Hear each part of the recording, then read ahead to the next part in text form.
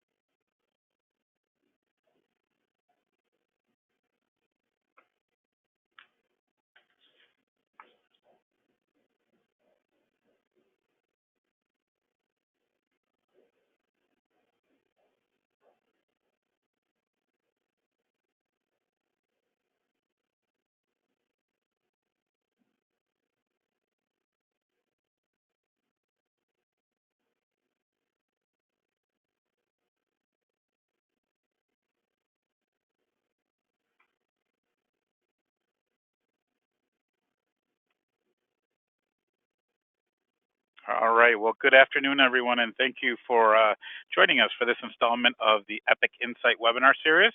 This is Joe Corona. I'm the Northeast and Great Lakes sales consultant here at Epic Retirement Plan Services, and I'll be your host for today's call. We're excited to be joined today by Tom Barrett of Hartford Funds to give us an update on how shifting demographics and new employee expectations are shaping the workplace of the future. Tom is the Director of Strategic Markets at Hartford Funds. In that role, he is responsible for engaging and educating both financial advisors and their clients about current and emerging opportunities in the financial services marketplace. These range from tactical strategies in areas such as retirement income planning, investment planning, and charitable planning, to anticipating and preparing for long-term demographic and lifestyle changes. Your line will be muted throughout the call, but if you have any questions you would like us to address at the conclusion of the session, please enter them in the webinar control panel, and we'll be happy to address them at the end. With that, we would like to introduce and turn it over to Tom. Thank you. All right. Thanks, Joe, and good afternoon, everyone. Thank you all for joining me and giving a little bit of your time on this afternoon to discuss our topic today, the evolving workscape. And I will jump into what all that means, and I know Joe had just alluded to it a little bit, but just to kick it off, that the core of this discussion today, I really think, is around this whole idea of how do we create meaningful differentiation with your plan sponsors and prospects. And I just kind of want to start by talking about how we've seen DC plan advisors leveraging this content. And I really think of it in two pieces. The first is if you're looking for a differentiated way from a client services and engagement perspective beyond this whole idea of just fees and funds and fiduciary, really trying to get deeper relationships and more strategic conversations and insights, this is an interesting way to think about bringing some of those people some really terrific information about some of their biggest concerns, some of their biggest costs, and some of their biggest opportunities. And by that, I mean, I'm talking about their workforce. And really, the other way to leverage this content is in more of a business development and seminar growth type opportunity setting. And this is what we found. Many advisors have used this content with business owners and HR professionals that can help put plan sponsors in a room, deliver interesting content that's really relevant to their business right now.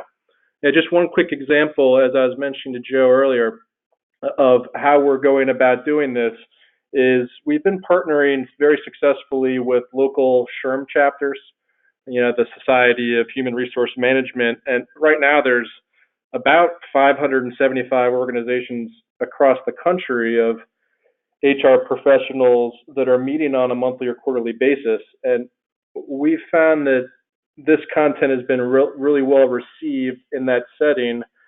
And we find, just for you all on the line, it's a great way to connect with COIs in your area. So I'll certainly jump into more of that in a minute. But when we talk about the evolving workscape, this is what I want you to think about. Imagine, if you will, there's a workplace where the workers that are in the shortest supply are the ones who understand your business inside and out. Or imagine, if you will, a job market where retirees beginning maybe second careers, particularly female retirees, are a critical part of the recruitment pool.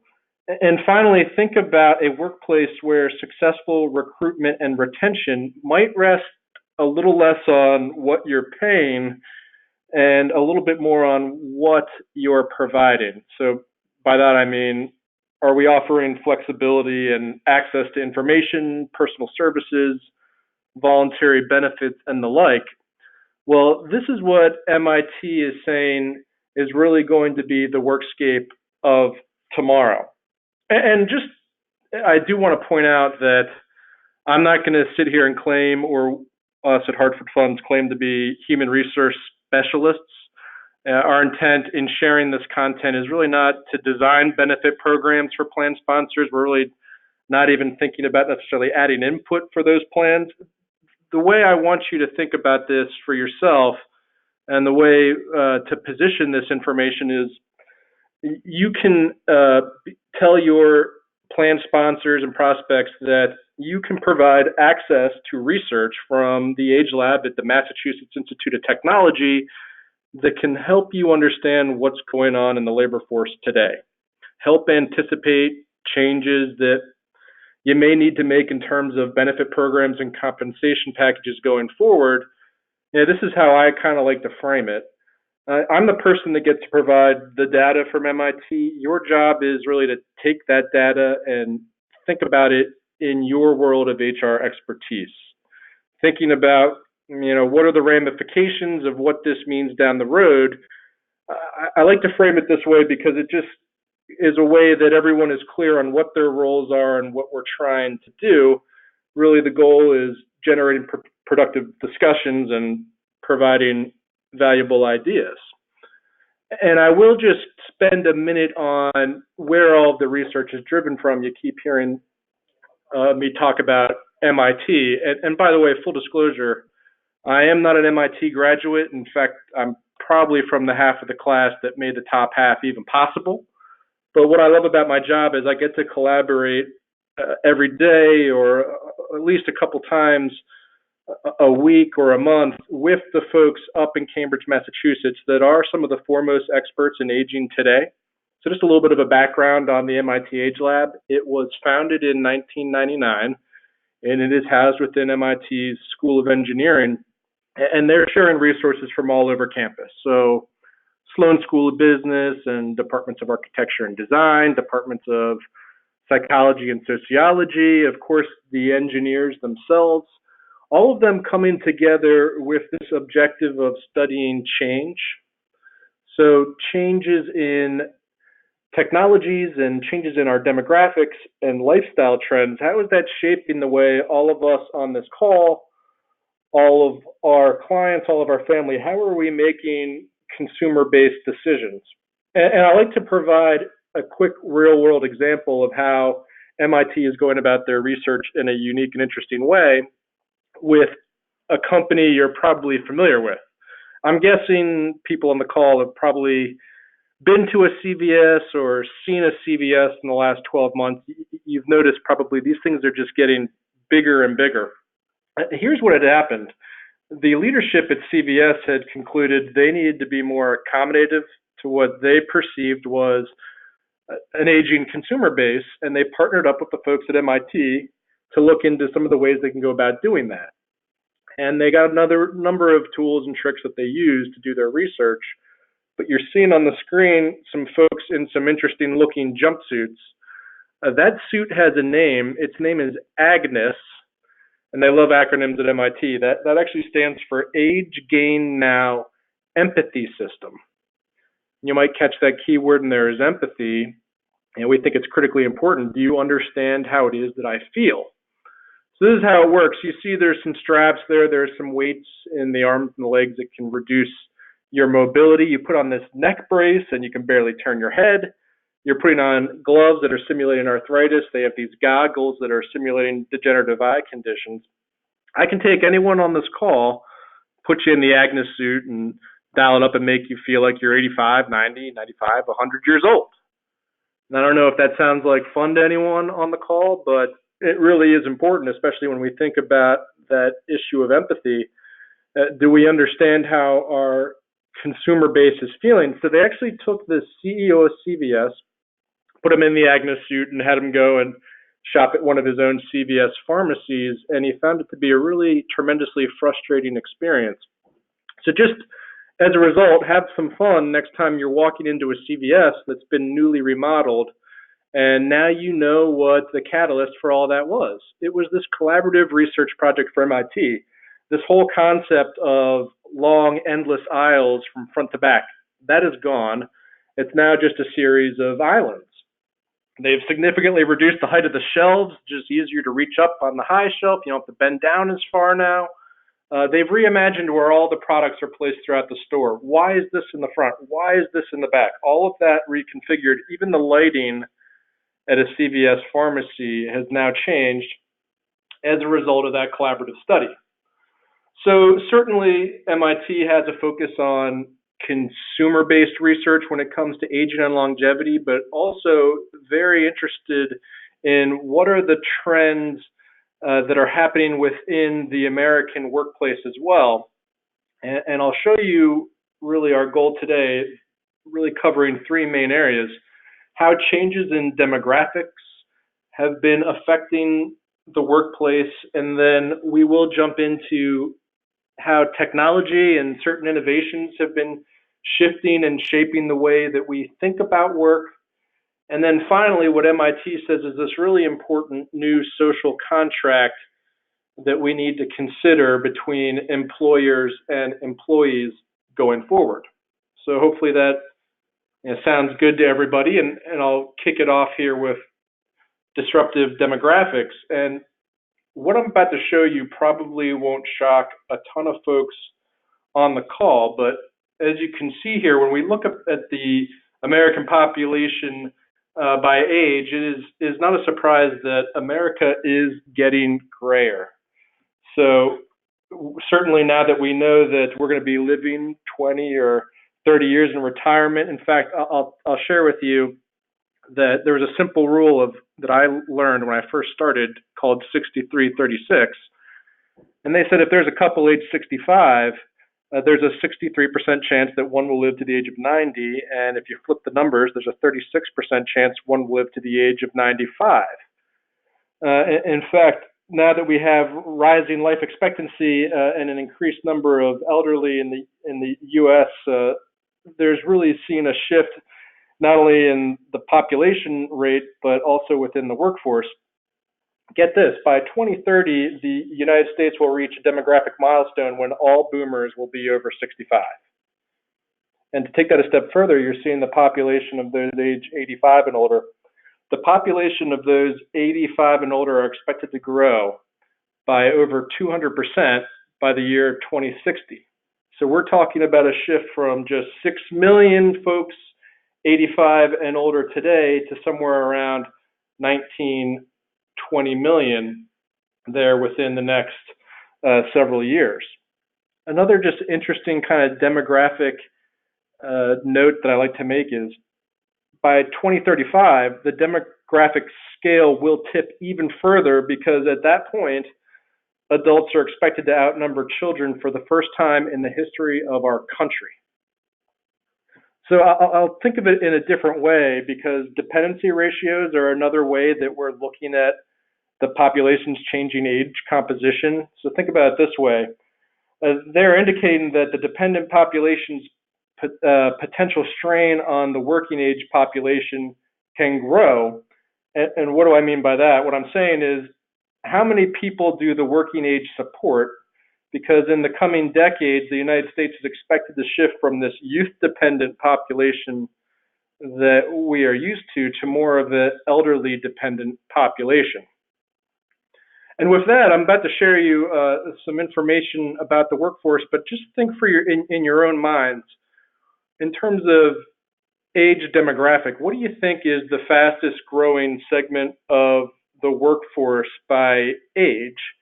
And I'll share with you the results because I think it surprises a lot of folks. As you can see here, projected annual growth rate in the labor force over this was a decade from 2014 to 2024.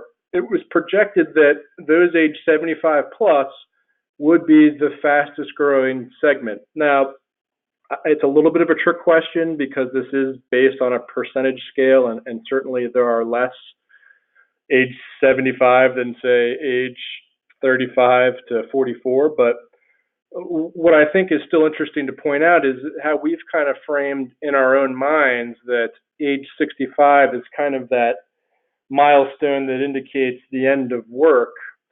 I think people in these age demographics are thinking a lot differently about that. In fact, the AARP had conducted a study polling baby boomers and asking them, what do you see yourself doing at the age of 65? And overwhelmingly, 65% of respondents said that they plan to continue to work or maybe never even retire at all. So as we think about that, we kind of just slice this labor force population a different way and take a look at it by generation. And I'm sure most people on the call would have said, hey, listen, millennials are the largest segment of the workforce. And you would be right because the millennials represent about a third of the current American labor force. And that does make them the largest generation of all. But that said, the baby boomers right now are representing around 25 to 30% of the U.S. workforce. But I will say that baby boomer segment will continue to shrink as that group begins to retire, and that will add a future kind of layer to this whole demographic shift. But as I'm just mentioning all of these kind of data points on the demographics of the workforce, why does MIT think that this is an issue? Well, really they say that something that we're already facing today and will continue to face in many industries is this whole idea of a looming labor shortage. In fact, MIT tells us that we are seeing it already in a number of big industries, probably industries that you all are supporting. Think about health services. Our doctors and nurses are rapidly becoming in short supply. Transportation, we are seeing issues in terms of labor shortages with construction and education, government resources and services as well. One example I like to give, because I think we're a society that loves to get our Amazon Prime delivery package right to our doorstep in 1 or 2 days turnaround. But the fact is that we need the truck drivers to be able to get our packages to the doorstep. And get this, in terms of the trucking industry in America today, the median age of a truck driver is 49 years old. And younger people are not coming into the workforce and saying, necessarily that they want to enter into that particular industry. So as a result, right now, today, as it stands, there is a labor shortage of around 48,000 jobs. Now, that shortage is projected to reach 175,000 jobs by the year 2024, which is really right around the corner. And, we can all hold our breath and hope that the autonomous vehicle will present itself and make it so that all of our Amazon packages get to our doorsteps. But if I'm the CEO of, say, a transportation company, I need to be really anticipating this and thinking differently about how am I retaining that skilled talent that I have, those older drivers, that it's going to be critically important that we keep them on board. So I will kind of address that in a bit. And this is kind of leading into this whole idea that MIT likes to talk about, that they call the brain drain. And what they're saying here is that it's kind of this phenomenon that baby boomers are retiring and they're not really transferring that expertise, that skill, that leadership, the culture carrying ability that they have. What we're finding is the younger generations, the millennials, the Generation Z, and such, are coming in and not really able to fill the shoes to the extent that companies would like. So right on the screen, I think there's some interesting data. There was a survey done, 75 executives at mid-sized to large US-based companies. Take a look at what they had said here. 78% agreed that losing business critical expertise is a bigger threat than it was just 5 years ago. But of those same 75 executives there, they said 62% believe retirement will result in skilled labor shortages over the next 5 years. But perplexing enough, of those executives, 77% had admitted they haven't actually analyzed to any extent the retirement rates of their current employees. So if we think about that baby boomer demographic for a second, I mentioned earlier they were accounting for 25 to 30% of the workforce, but of those jobs, 56% hold some type of leadership position. And what MIT had found is, even though that it is so important that those folks be a part of the company, around only MIT found 20 to 35% of these companies were actively trying to prevent baby boomers from leaving the workforce. And this is kind of where, if we have our CFO caps on for a second, this whole idea of countable costs is pretty easy for them. I mean, I think if you talk to any CFO, they will probably tell you, hey, listen, if we're going to do some downsizing of some type, if we're going to lose people, you kind of know how it goes.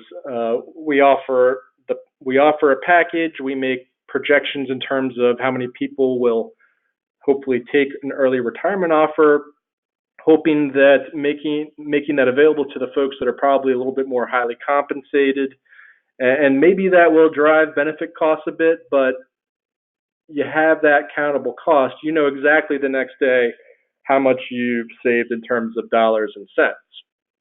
Well, here's what MIT says is kind of the problem with that, is that what somebody with the CFO hat doesn't really think about is that there are costs that aren't really countable that quickly, and those costs are the loss of productivity. So I have on the screen here, and I kind of alluded to it before, but you think about those seasoned employees. What do they provide? They have expert knowledge about the products and the processes, strategy, customer needs that are imperative to the success of the workplace.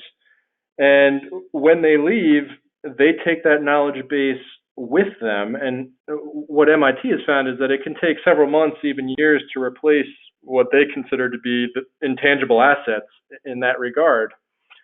And beyond that, think about this for a second. Hey, listen, if there's a staff shortage, who are you relying on? You're relying on that top performer. They're oftentimes maybe even training new hires, or just somebody to rely on when you're in a pinch. And if we allow those folks to exit the workplace, it can really be a lot more costly than you think, replacing somebody. In fact, what we found was replacing somebody with an outside hire can usually cost around 15 to 20% more than if there was some type of internal promotion. But who is helping to breed that success? It might often be those culture carrying members that are leaving the workforce. And then when you think about what does this whole notion of retirement mean in the first place. I'm gonna present to you here this gentleman in the bow tie. He's Dr. Joe Coughlin. He's the founder and director of the Age Lab. And I really like this quote because he said, "Ever since we were taught to view longer life as a burden and not a gift, innovation around old age in terms of products, research, and policy has been motivated mainly by the instinct to ease that perceived load and not make the most of a long, possibly filled stage of life." I like this a lot because really something that Dr. Joe says is this whole idea of old age is socially constructed, maybe perhaps a myth or really a great marketing plan by some folks that we all kind of abide to now. I mean, think about it in your own office right now. I dare you to find a retirement-based brochure or handout that you have in your office that doesn't have some type of picture of stock images of a gentleman golfing, or there's a couple taking a walk on the beach, or kind of looking pensively out into the distance. We've kind of framed this whole idea of retirement is going to be lots of golf and lots of travel, but what we fail to realize is that these are real people, and nobody wants to spend 30 years of their life playing golf every day. And as I mentioned, MIT thinks that really this whole idea of old age is somewhat of a myth. And if you think about some of those cliches that you hear, that hey, there was a party at the office for somebody's birthday, and you're like, hey, age is nothing but a number, or you're only as old as you feel. You're not getting any older, you're just getting better. Well, that might be a cliche, but what researchers have found is that really there might be some truth to that, because what they have found is you oftentimes feel much younger than your age. And this is kind of some fun, because why is 65 the target number anyway? Well, if you know the gentleman on the screen there, that is German Chancellor Otto von Bismarck. And in the late 1800s, he knew that he had to construct some type of social program for the German people and kind of created some type of pension program. And around that time, he was 65 years old, which kind of made it convenient as a target number. And then if we flash forward into the U.S., the U.S. had concluded in kind of the early kind of before the 1920s, said we needed some type of our own social program. And they had turned to this framework that the Germans had created.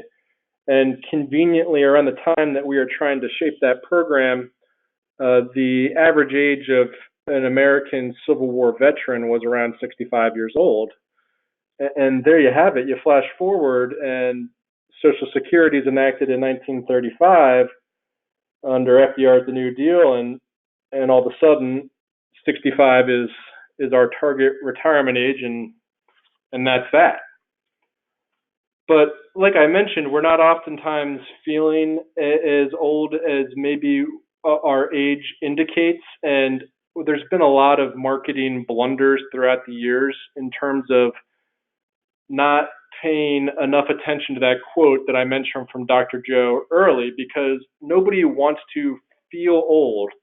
And I'll just give you, there's a couple of examples here I have on the screen.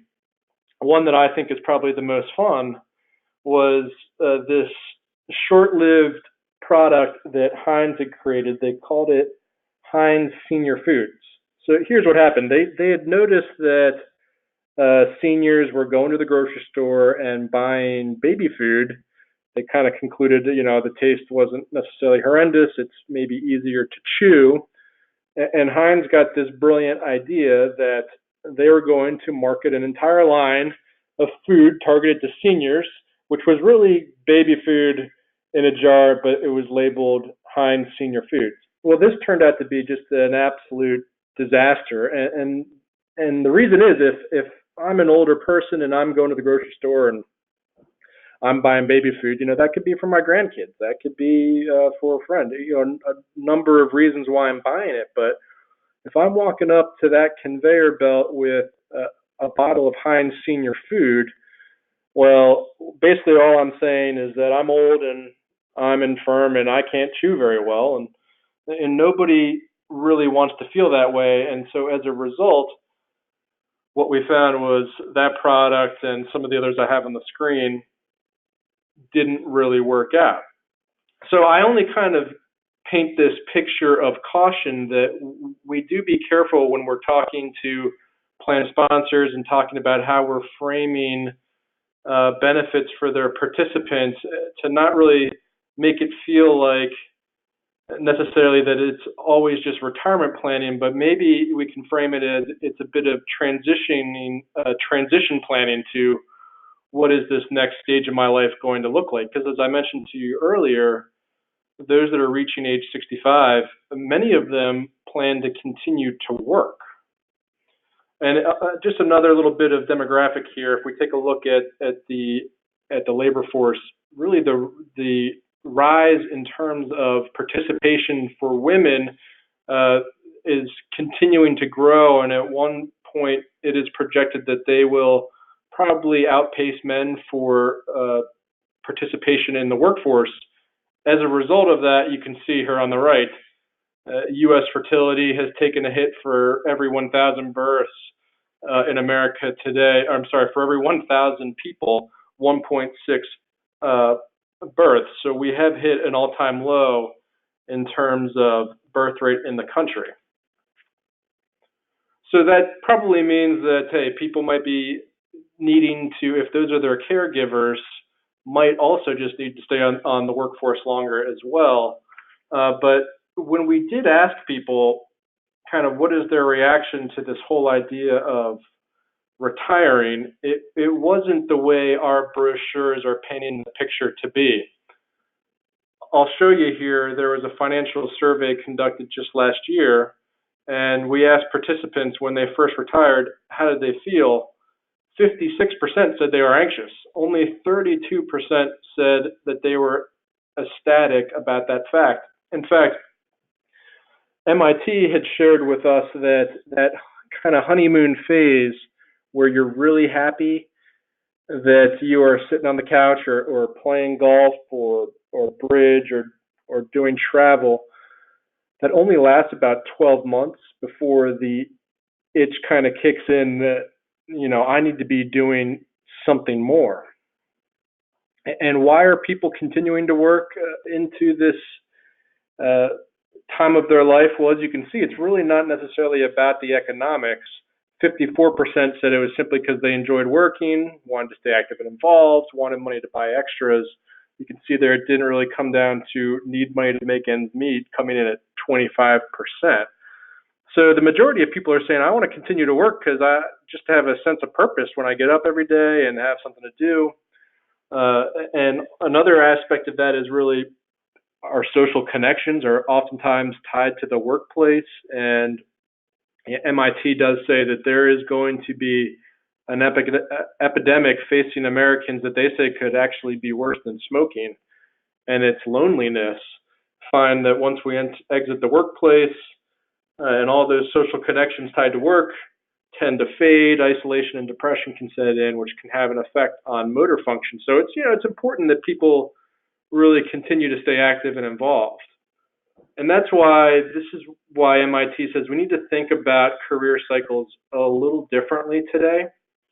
This is probably the path that everyone on this call is most familiar with, where we just kind of get ourselves going, and over the years we're kind of climbing that ladder, and there's really kind of a fairly standard set of plot points to advance to hopefully that end goal, that peak, the finish line, which is retirement. And that's where we have that farewell party and perhaps collecting the gold watch and shipped on our way. But MIT says that really the new career cycle might look a lot less like a career ladder and a little bit more like a career lattice.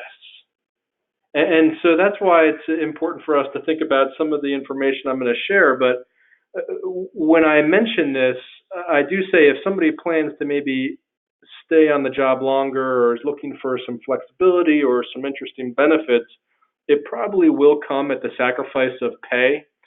So that's why you see their compensation might peak when it traditionally had. But as we continue to work, we might want to be trading off some of those dollars for some other benefits in the workplace. And this will kind of lead me to this whole innovation idea here. One thing that we're finding is that technology is making it easier for us to stay in the workplace for a longer period of time. Certainly now it is conceivable that almost anyone can work from home now that there is remote work. We're also seeing this idea of the gig economy really take effect. This is being disruptive in a number of different industries. You can see here on the screen, people are most familiar with Uber and Airbnb and Lyft and the like. What surprises some folks is that there are more workers in the gig economy over the age of 55 than there are under the age of 30. And if you were to ask Lyft, they say, hey, listen, we're not a taxi business, or you ask Grubhub, we're not a delivery business, we're a technology company, and we are connecting people with a skill to somebody with a need and an agreed upon price. So I am oftentimes having this discussion about the gig economy with plan participants and telling them that the goal isn't necessarily that you're going to retire and become a taxi driver, but we're going to see this type of technology backbone in a number of different industries. And in fact, we already are, for instance, in skilled industries like the medical profession, where I said we're already seeing some labor shortages. Think about the telephysicians. You're already seeing this where a doctor would have the ability to connect with a client and consult with them over FaceTime on an iPad, both of them sitting in their living room. In fact, MIT sees a future where doctors might want to be screening you through video conference before you ever walk into the office in the first place. Or we're certainly seeing it with caregiving now on demand through these apps and services. If you were in the education business, you can now be doing tutoring through this. So the folks that you are working with might very well be looking at a future that can involve this type of work. And why is it so beneficial? Well, people will tell you it's the flexibility that's the key, that I turn it on when I want to work and I turn it off when I don't. And I will touch on flexibility a bit more in a sec. But it's not just the Uber drivers that are getting older either. As you can see here, more and more we're seeing C-suite executives that are trying to stay in the workplace. And really, can you blame them? These are people with a high amount of skill and knowledge and that culture carrying ability I mentioned. And just because they've obtained a certain age does not mean that they just want to go rest on their laurels. I think of my own boss, who's been out traveling the country for over 30 years, senior executive here of this firm, and he's built up the retirement plan and the pension and all that. But he would tell you, hey, listen, I'm not going to just retire here at age 60 and go and sit on the couch and be bored. He said, most likely what I'd be doing is starting my own independent consulting business. And if anything, I might be doing what I'm doing independently and maybe even competing against the company that I left. So that's why employers need to be keenly aware that there is a desire to stay on the job and really maybe need to be offering some type of attractive compensation to retain those type of folks. And one other thing that technology is allowing us to do is in terms of education, education critically important to our job skills. In fact, get this, MIT tells us that the average college graduate today is likely to have 3 careers in their lifetime. Now, I'm not talking about 3 different jobs. They're going to have a tremendous number probably of different jobs, but 3 distinctly different careers. And if you were to ask MIT, they will tell you their own MIT graduates, if they aren't re-educating themselves in some type of form or fashion, every 11 years they run risk of that knowledge base becoming obsolete. So really, it's not a matter of if I'm in my 20s or 30s or my 50s or 60s. Education is critically important. And enter this whole idea of the massive open online course. I think it's important when we talk to plan sponsors that certainly we're educating them on resources, but also making sure that you're connecting them to the resources that can help. And oftentimes there are college level programs or abilities to get designation, sometimes even for free, through these online courses. And that's where you can kind of come in and provide some additional value and say, hey, listen, just as some of the benefits of the employees that you represent, have you considered offering or at least sharing resources to education? And I do have all of the links and ways to get to the different type of programs that you're seeing on the screen in a workbook that I'll share here at the end of our discussion. And as I keep moving along here, what we're also finding within the workplace, which is making it unique, is there's oftentimes a number of different generational styles and many times different generations all under one roof. You could be having a boomer that is managing a millennial or even probably in the reverse where the millennial is managing the boomer, and all of these generations have different type of work styles and motivation and interaction and leadership and communication styles. One example I'll give you that I really love, just think about what this question means to you on the phone today. If your boss said to you, we need to get this project done, and how would you respond to that?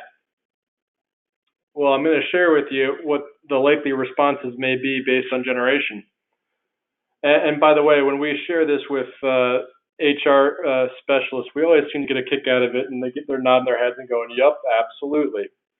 So you got here the older boomers. They hear this as really an emergent, an urgent call to action. This needs immediate attention. Better get on that right away. Whereas the younger boomers kind of think of this as something that needs to be taken care of, certainly, but maybe not that huge sense of urgency that the older boomers kind of think about. And then we jump into the Generation Xers. And, this is kind of, they interpret it like, all right, well, we definitely need to get this project done, but, I'll jump on it when I can, whenever I find the time. And then finally, Generation Y, they kind of look at this like, well, we all need to get into a room and meet about this. Let's start collaborating and getting a discussion going. So why I mentioned it's important to kind of think about communicating among different generations is it can be pretty frustrating if all these different folks in the workforce are reacting different ways to different types of commands or initiatives from their boss. So all we ask is that employers do think critically about how are we going about proper communication. And one other thing that employers need to really think about is this whole idea of what does the future of the workplace look like. MIT says we need to think about it as a rule of eights, where you need a place to collaborate, something big enough to get everyone into one place. We certainly need a place to educate. We need a place to concentrate, so something that's going to be a little bit more secluded. And we have to understand that there are lots of generations with different preferences under one roof. I am not it kind of makes me worried each time I see a new building an office building being constructed, and then we're getting rid of offices, or everything's a glass wall, right? You're sitting in a fishbowl, and that kind of makes me shudder a bit. This whole idea that I don't need a slide or a fire pole to get down to the lunchroom, but we do need to really consider, do we have all the different dynamics, particularly for the younger segment of the workforce that is coming more into a sense of responsibility, and their need for collaboration is something to consider. And then this idea of financial wellness. In fact, I'll share with you, I've walked into plan sponsors' offices, and they said, "Hey, listen, if you're going to sit here and talk to me about financial wellness, you can just get up and go because everyone's coming in to talk to them about financial wellness."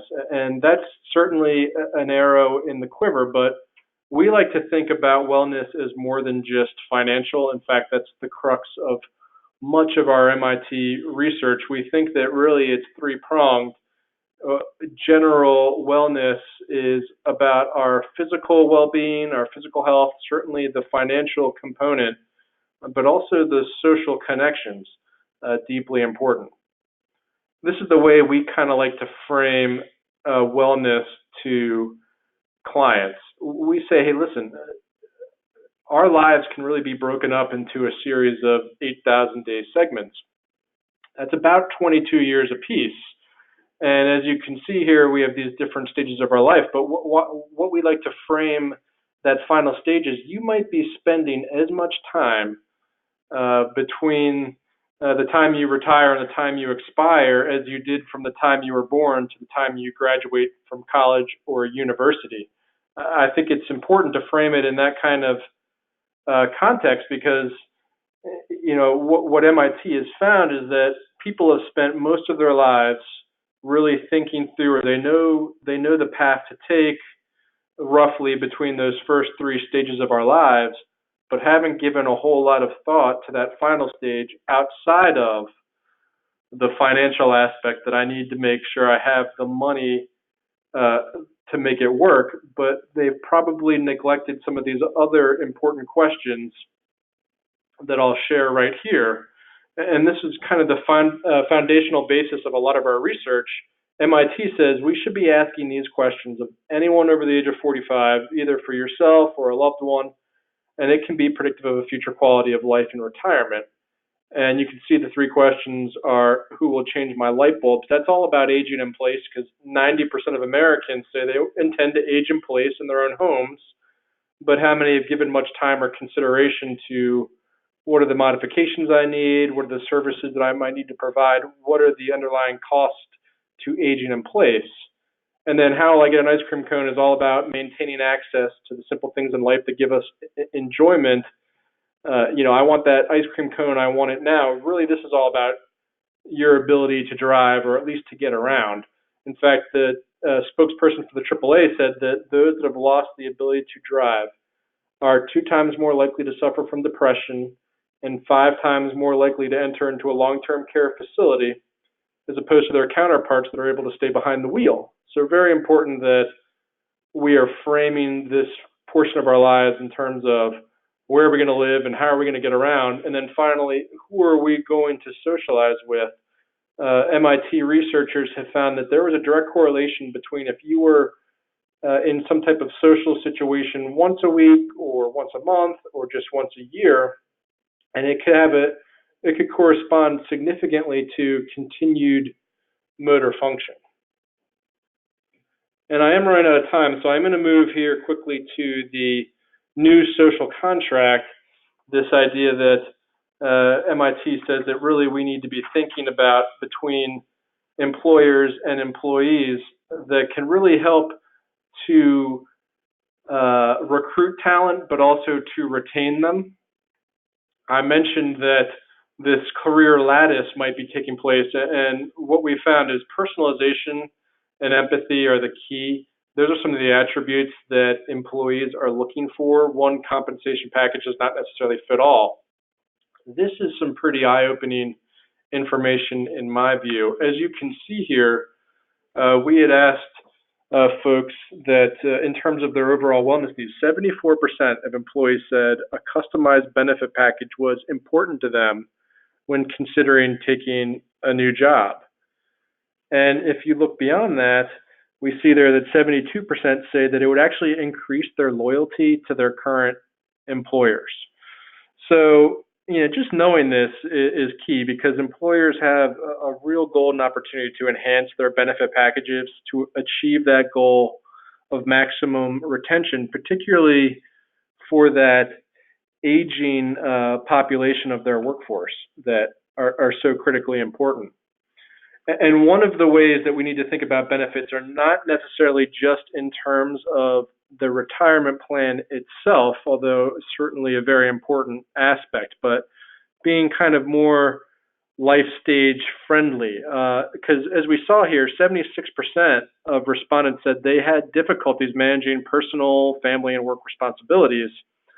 And as a result, 66% of resignations were happening due to a lack of work flexibility. What's one of the biggest drivers of that? It's actually caregiving. Let me paint a picture for you of the average caregiver in America today. They are female, they are 46 years old, they are working full time, and they are probably the oldest daughter in the household. And I'm not here to tell you that that's right by any means, but just the way that we perceive it to be. And if the call comes to care for an aging parent, oftentimes they take the call, and that actually has resulted in women being out of the workforce on average 12 years more than men. But if we talk about the emerging dominance of the female in the workplace, it's going to be important for employers to think about, are they offering packages that are going to help with that caregiving individual? So one way to think about it actually would be this idea of flex time or flexible work. I mentioned earlier now, of course, everyone has probably the ability to work remotely, but what about part-time work or even job sharing? Do we have maybe two or more people sharing one job responsibility, maybe coming in Monday and Tuesday and somebody else coming in Wednesday, Thursday, Friday? Maybe rethinking the position itself, or this idea that we're seeing become more and more prevalent is this idea of offering some type of phased retirement. And here's this bit I was mentioning on the workforce as a care force. One way that you can provide some really interesting ideas is, making sure that an employer is offering some of these services to their employees in terms of just connecting them for counseling or support services, not just child care now, but elder care benefits are important. Maybe offering some type of discounted products or services to employees and their families, just really empathizing and understanding the challenges that folks are facing and really what the alternative might be. And then one other thing that's really important is maybe thinking about a brain gain instead of a brain drain. We've actually seen, for instance, just as an example, Cisco really do a good job of implementing some type of mentorship program where they're kind of creating this culture of having their most senior people sharing their knowledge and expertise with the younger generations. But reverse mentoring is another one. Oftentimes it's funny, you'll see that if, say, here at the Hartford Funds Home Office, if we're offering some type of technology educational course here to our employees, you're not just going to see a bunch of 23-year-olds in the room. You're going to see 50-plus-year-olds in there saying they want to learn more about Excel or maybe some other type of computer programming. So it really is important, as I mentioned, if we want to continue the success and culture of our companies, that we are creating some type of proper program that is going to create better education and better value to all generations in the workplace. And on the screen here, you are seeing a beer there, and you are not crazy. In fact, this was kind of based off a Wall Street Journal article that found that some companies in some skilled industries like plumbing and electric were putting in lounges, if you will, pool tables or ping pong, serving beer, certainly not at the beginning of the day, but at the end, just to keep people happy, comfortable, and giving them a place to let off some steam after their shift. And they have found that actually had created better retention rates. or you're seeing snowbird programs. I mentioned CVS earlier. CVS is now offering a snowbird program for their pharmacists. Say, hey, listen, when it gets colder, and we see an increased demand for pharmacists down in Florida, they're letting pharmacists in these colder states go on down to Florida for the winter and continue to conduct business down there where they now have a greater demand. So that is something interesting. And then finally, this whole idea of phased retirement. We've seen a number of universities offer this. Certainly the federal government has now been offering this. And I'll give you a couple quick examples of phased retirement. Say, hey, listen, if you have workers age 55 plus with 10 years of service, they might be able to cut their hours and their pay by 20%, but keep their health insurance or pension accrual benefits. That's just one example. Another would be that we've seen is allowing those 60 plus with at least 5 years of service to voluntarily reduce their hours by up to 50%, but stay on the job. Another one we're seeing is 55-year-old and up workers with 7 years of experience being able to negotiate their own type of glide path to retirement while retaining the benefits that they desire. So just as a couple of ways of real-world examples of how some companies are instituting phased retirement. So that's why I just kind of ended where I began with this whole idea that we maybe should be framing the conversation a little differently, that retirement planning and the financial is all deeply important, the stocks and the bonds and the cash and the assets and the liabilities and the facts. MIT says that's absolutely correct, but maybe it's a bit incomplete if we are framing the idea of the conversation in a qualitative way as well, and helping position this phase of our lives a little bit differently, and talking about those three important questions, and talking to plan sponsors about preparing their folks for a transition to a different part of life. It can be very beneficial and deeply rewarding. So I'll kind of leave it with what are some of the next steps, because I'm down to 4 minutes. We have a workbook you can find on hartfordfunds.com. I went high level on everything. It will connect you to specific resources in these different areas in terms of how we can help with either education or some of those benefit ideas that I mentioned earlier, talking about phased retirement or flexible work, and connecting you to the resources that you can assist your plan sponsors with.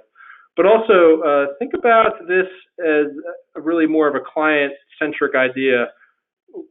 For one, all these slides are shareable if anyone you'd like, but we'd love to get out and get connected with folks in the community, sharing some of these ideas with business owners or HR professionals and the like, just to give them a new framework of this MIT research. So, Joe, I'll kind of leave it with that, but I do want to thank everyone for their time and attention today, and looking forward to working with everyone at Epic here in the near future. Well, thank you, Tom. And we did actually get one question through the question panel related to, obviously, with this changing demographics, any tips that you can provide for advisors as they view these changing demographics in terms of their prospecting efforts, or, say, for example, a finals presentation, because as you mentioned, the C-suite demographic is changing over the course of time. Any tips or tricks that you can share with the audience? Yeah, I mean, I would just kind of say that, as I mentioned earlier, it's making sure that we aren't making the same kind of marketing mistakes that some of our kind of from what we've learned through our industry in the past, which is, these are all individuals with a lot of life and energy and goals and dreams and aspirations in front of them. So we don't want to frame the conversation of, hey, listen, this is how we're going to retire and hit the beach and vacation and the like. It's really the way I think about having the discussion is, getting a conversation started about what does the vision of this phase of their life look like. What we have found is that advisors spend so much time just on the financial component that they were missing those key questions that can really be the framework for the financial component itself. So I guess it's a long-winded way of saying just make sure that you are having those discussions about where do people plan to live and what do they plan to do, where are the kids, what are some of the activities you enjoy, where do you like to donate, where do you like to recreate. uh, all of those questions are going to be helpful for prospecting that segment of the population. Just making sure that you don't make them feel old is important.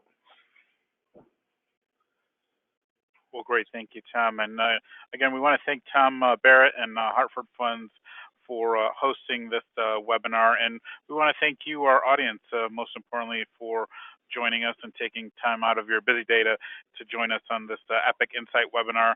We appreciate your partnership and look forward to seeing you at our next session. Thank you, everyone. Thank you.